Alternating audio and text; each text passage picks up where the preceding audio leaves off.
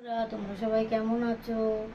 আবারও অন্য দিনের মতো আজকের দুপুরে রান্না শুরু করে দিয়েছি। আজকের রান্নায় বানাবো সোয়াবিন দিয়ে আলুর ডাল।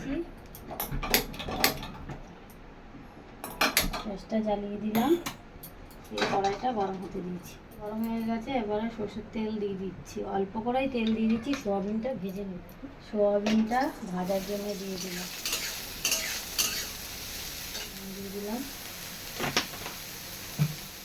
একটু হলুদ দিয়ে দিলাম, লাল লাল করে ভেজে নেব।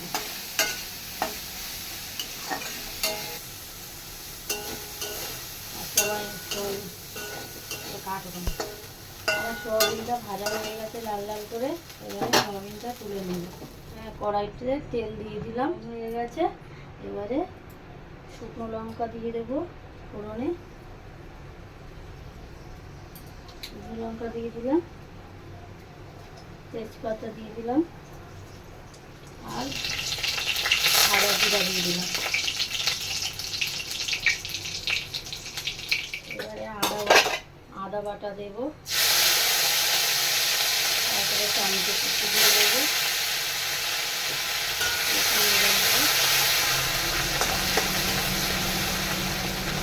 করে কাঁচা লঙ্কা দিয়ে দিলাম, দিয়ে দেবো পরিমাণ মতো।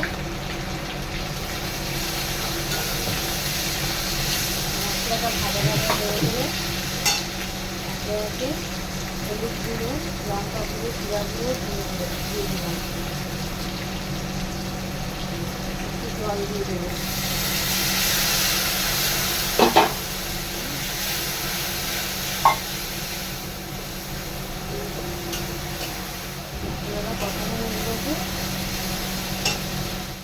সিদ্ধ করা আলুটাকে একরকম হাতা দিয়ে আলুগুলোকে একটু ভেঙে ভেঙে নেব।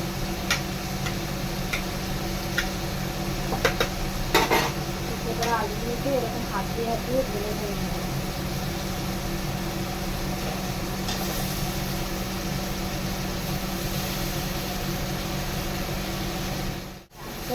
ভালো করে মশলার সাহায্যে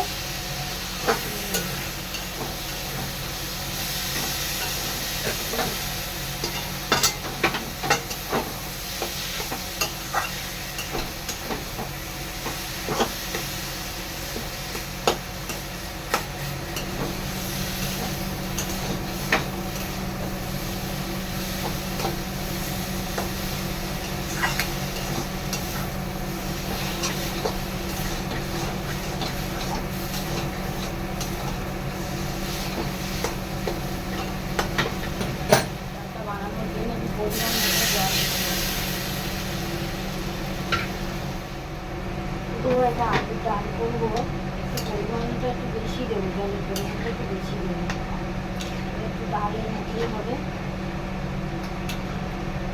পুরো আলুটা আমি গলায় একটু গোটা গোটাই রেখেছি।